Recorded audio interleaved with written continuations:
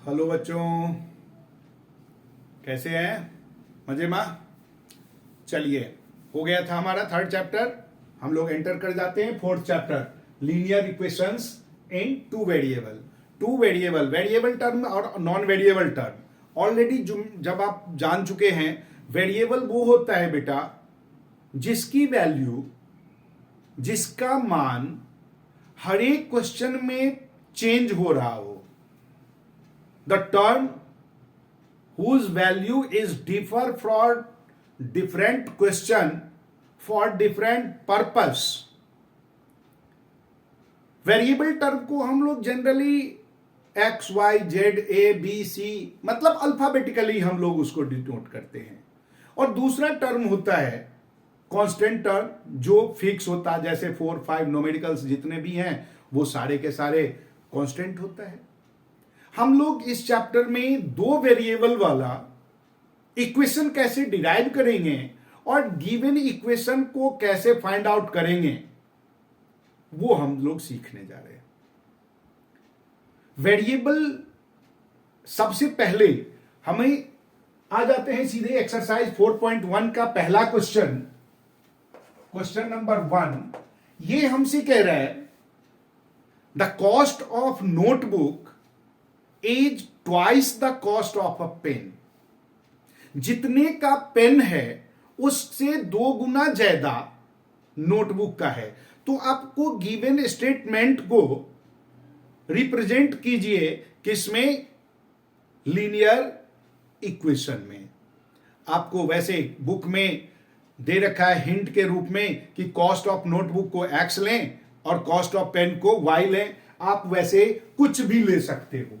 चलिए, let cost of notebook is equal to rupees x and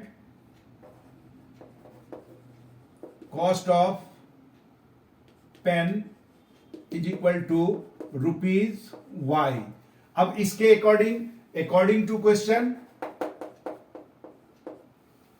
कह रहा है कि नोटबुक का कॉस्ट इस पेन के कॉस्ट से 2 गुना है। That means x is equal to 2y। इसको इधर ले आए, x minus 2y is equal to 0।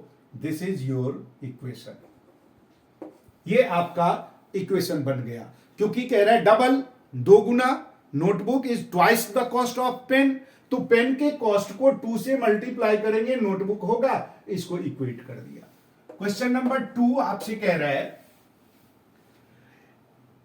Express the following linear equation in the form of a x plus b y plus c equal to 0।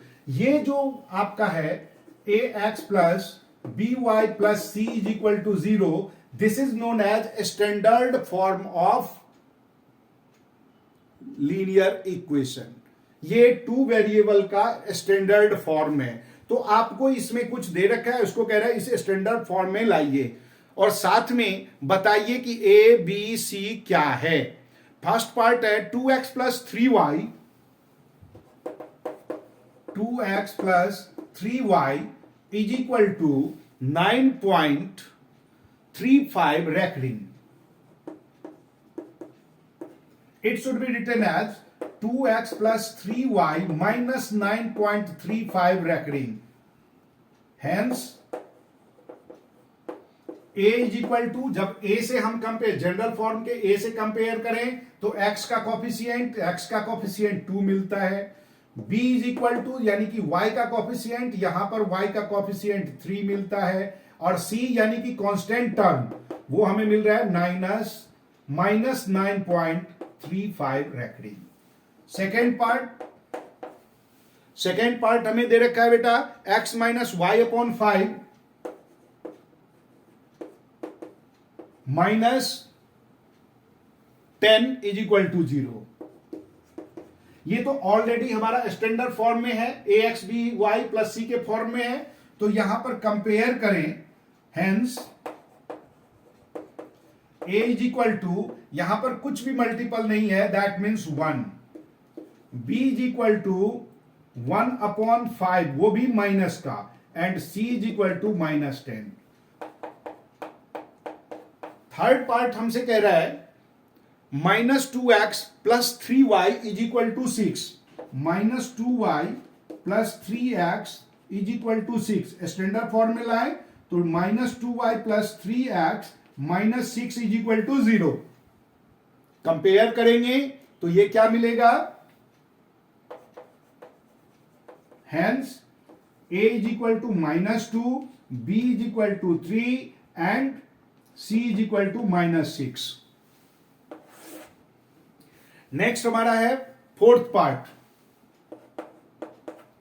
Fourth part हमसे कह रहा है कि x is equal to 3y, x is equal to 3y, 3y को इस side ले आए तो x minus 3y is equal to 0, hence a is equal to 1, b is equal to -3 and c is equal to 0। क्योंकि इसमें कुछ भी नहीं है, c के कांस्टेंट टर्म इसमें है ही नहीं, जहां कांस्टेंट टर्म नहीं है वो हमारा 0 है। फिफ्थ पार्ट हमसे क्या कह रहे हैं, 2x is equal to -5y, 2x is equal to -5y। इसको स्टैंडर्ड फॉर्म में लें तो 2x प्लस 5y हो जाएगा, ये इक्वल टू 0। अगेन c हमारे पास नहीं है, so a is equal to 2, b is equal to 5 and c again becomes 0। Six part हमसे दे रखा है बेटा 2x plus 3x plus 2 is equal to 0। ये तो ऑलरेडी स्टैंडर्ड फॉर्म में है, so hence a is equal to 3 and b is equal to 2।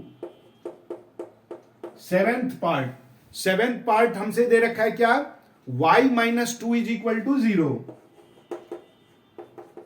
ये भी हमारा उसी फॉर्म में है, एक ही वेरिएबल है, ये है ही नहीं, तो हेंस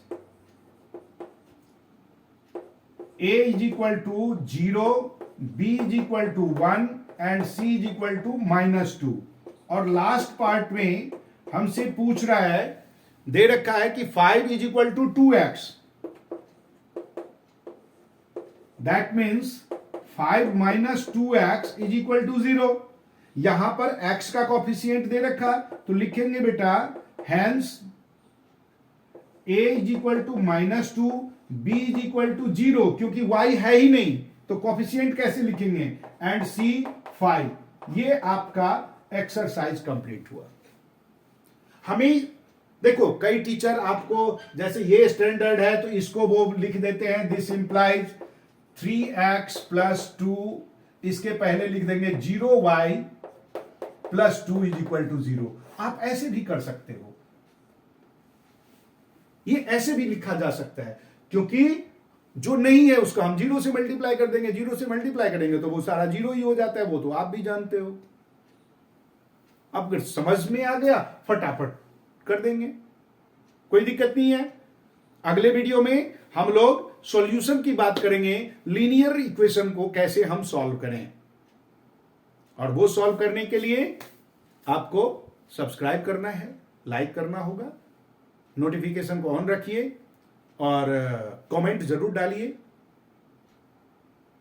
अभी फोर्थ खत्म करेंगे, फिर कौन सा चैप्टर चाहिए आपको वो करेंगे। तब तक सब्सक्राइब करके रखें। बाय।